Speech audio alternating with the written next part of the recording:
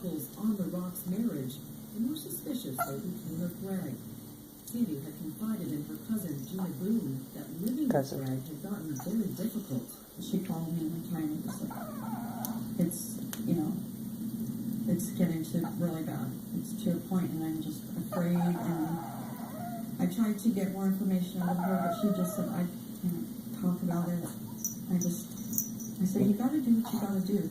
The evidence wasn't just anecdotal. A loud argument between the couple more than a year before Sandy went missing had ended with police responding and Greg spending a night in jail. How bad did they get? How I got in jail, you mean? Well, she came at me and I grabbed her by the arms and sat her down. I didn't hit her or nothing. And then she called the police. And because there was marks on her arms. Anytime there's a domestic dispute, cops are called. Somebody goes to jail, so I know I went to jail. Investigators found the domestic violence incident troubling, and when they looked for a possible motive, they found one of the factors: money. Were you able to collect a life insurance policy? I did, yes. And how much was it? It wasn't that much, but Do you have a number? I know what it was. I'm not gonna say, but it was a substantial amount of money, yeah. Investigators were more and more convinced they had their man. The polygraph they gave Greg just days after Sandy vanished was key. I asked him if I would be willing to take a polygraph just to clear my name or whatever. He said, sure. I had nothing to hide. What I know was that the polygraph was inconclusive. So I guess at that point they thought it was me.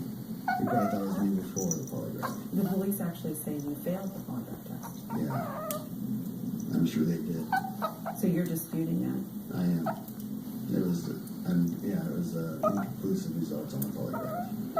Cops felt he failed it, and the results made them even more certain they were on the right track. For 2.5 King County minutes. prosecuting attorneys Kristen Richardson and Carla Karlstrom. Greg had not done well on a polygraph test, so they asked if he would take another test. He called a lawyer. The lawyer said, you need to stop talking to the police right now. What's wrong, So he Chloe? did. Must have been a big red flag for police. Yes, I think it was. I think whenever someone flunks a polygraph test, police get very concerned and suspicious and often want to go at that person harder and find out why. Greg may have lawyered up, but detectives used those polygraph results to turn up the pressure. They told your sister you failed the polygraph test? Yes. Why? I guess they just wanted to try to turn her against me.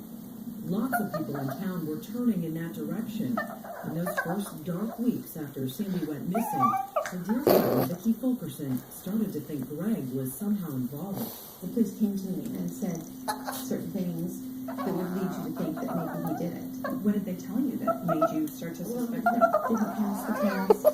That there was people who worked party had heard them fighting just enough that it's like, could he have done it?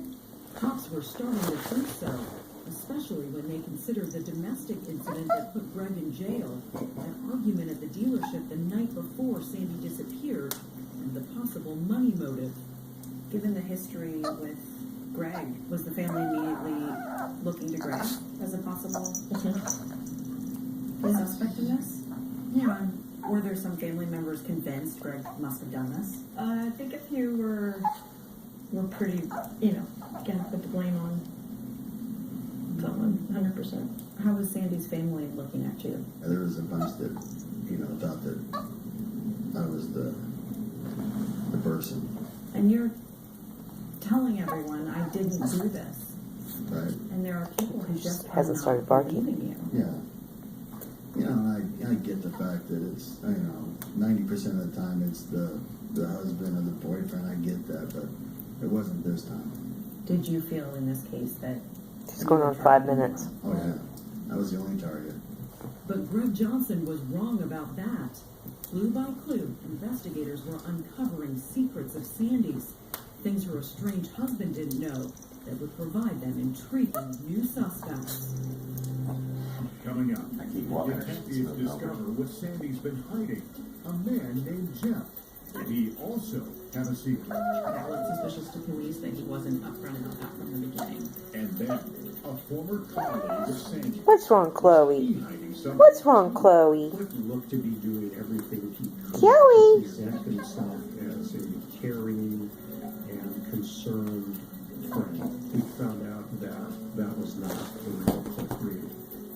and vanished continues.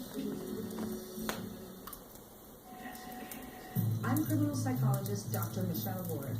I'm going Well, behind this whole thing, I wanted her to have her little fit and bark, but she's not going to do it. the mind of a murderer. All new series Thursday, February 19th at 9 on Investigation Discovery.